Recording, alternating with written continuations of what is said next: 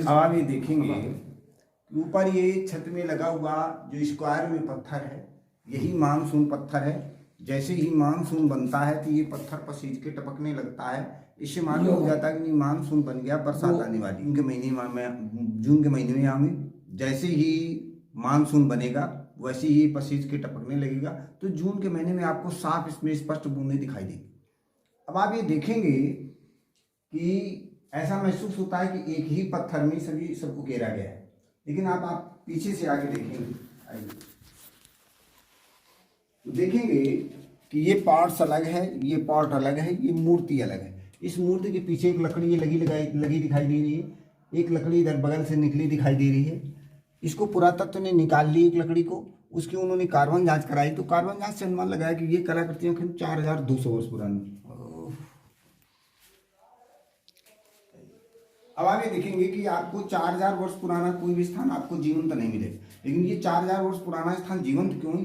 ये प्राचीन संभव प्रसिद्ध स्थान रहा है। तो यहाँ जो भी राजा आते गए वो कुछ न कुछ पुनर्निर्माण करते गए। कहने तत्पर इस मंदिर का कई बार यूं उद्धार हुआ। जैसे ही मंदिर में आपने प्रवेश किया तो देखेंगे वहाँ पे प्रथम खंड पे 2 कोठरियाँ हैं। तो ये देखेंगे अभी आपने देखा कि जो सूर्य की मूर्ति है वो ईसा मसीह के जन्म से 2 सदी पूर्व बनती थी, और भगवान विष्णु की लेटी हुई मूर्ति ये कुषाण काल में बनती थी। अब ये देखेंगे कुषाण काल का प्रमुख राजा कनिष्क 2री सदी में। अब इतिहासकारों का मानना है कि ये जो कलाकृतियां हैं गुप्त काल से मेल खाती हैं। गुप्त काल में इसको सूर्य की मुख की आकृति मानते थे, इसको कलश मानते थे। यहाँ मुख से निकलती बेलपत्ती दिखाई गई। कलाकार ने कला के माध्यम से दर्शाने की कोशिश की कि सूर्य ही जीवन का आधार है।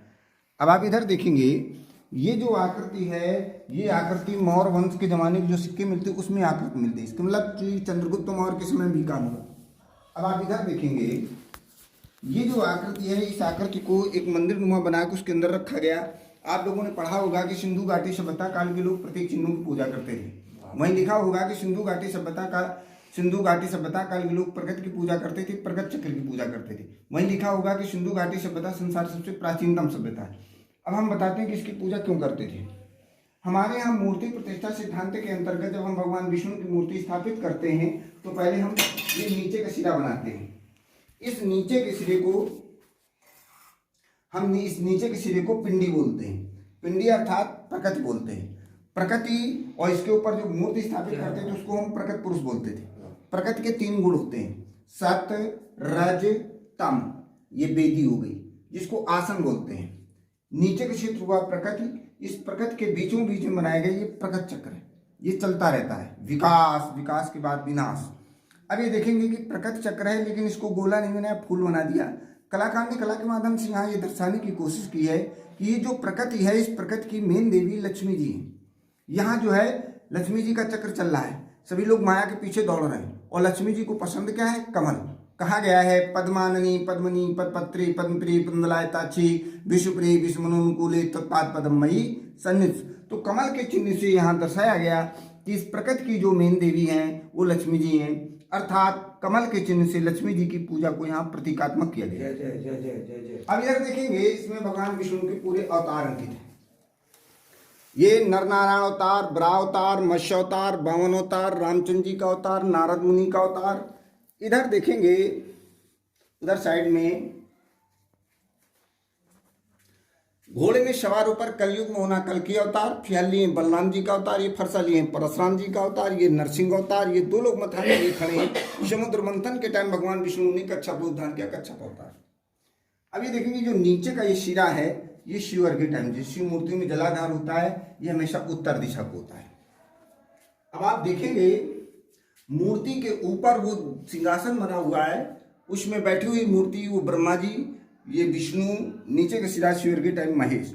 ब्रह्मा विष्णु महेश। कहने का तात्पर्य सृजन, पालन, संहार, ये तीनों अधिकार जब भगवान विष्णु को मिले तब ये जगत के नाथ जगन्नाथ कहलाए। इस संसार में पहले एक ही नाथ थे, शिव जी ही विश्वनाथ कहलाते थे, दूसरा कोई नाथ नहीं था। शिव जी कई बार अखंड समाज में गए। जब ये प्रथम बार अखंड समाज में गए तो इनके पास जो संहार पद है, ये संहार पद भगवान विष्णु को दिया। तब शिव ने कहा कि आज से आप जगत के नाथ जगन्नाथ कहलाएंगे। वहां से जगन्नाथ शब्द की उत्पत्ति हुई। तब दो नाथ हो गए, शिव जी विश्वनाथ कहलाने लगे और भगवान विष्णु जगन्नाथ कहलाने। दूसरी बात देखेंगे कि ये 12 पिलर्स हैं आसपास।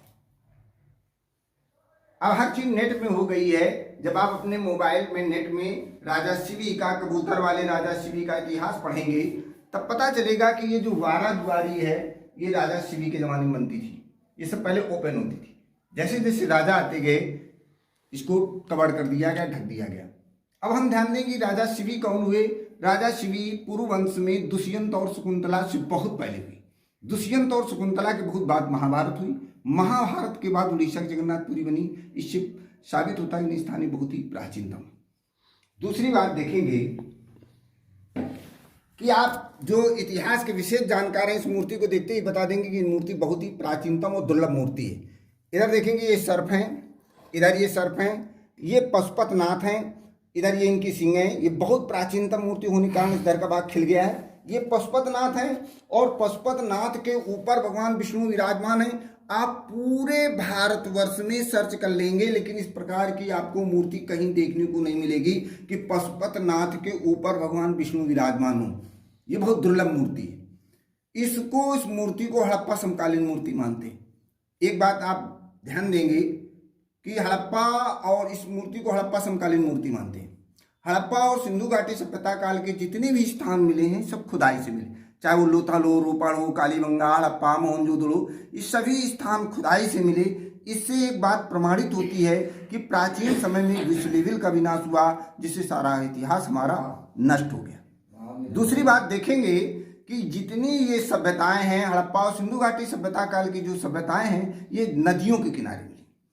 इससे ये सभ्यता यहाँ पाए जाने से प्रमाणित होता है कि यहाँ प्राचीन समय में कोई नदी बहती होगी, लेकिन वो विनाशों के कारण नदी लुप्त हो गई। जब हम विलुप्त नदी के बारे में विचार करते हैं तो हमारे ऋषि मुनि प्राचीन समय से कह आए हैं कि संगम में 3 नदियां मिलती थी, गंगा, जमुना, सरस्वती।